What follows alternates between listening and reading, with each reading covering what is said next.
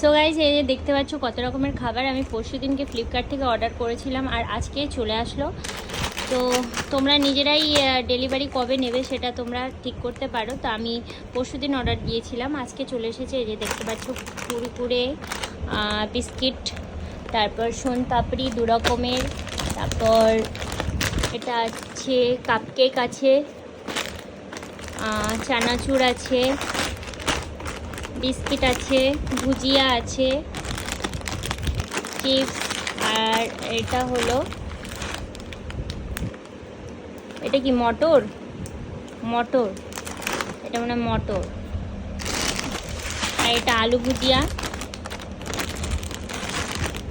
এই যে কুরকুরে, আর এই যে পাঁপড়, এগুলো সব চলে এসেছে দেখতে পাচ্ছ। তো আমি দুটো ট্রাইও করে দেখেছি, খাবারের কোয়ালিটি ভালো, একদম দোকানের মতনই। আর তোমরা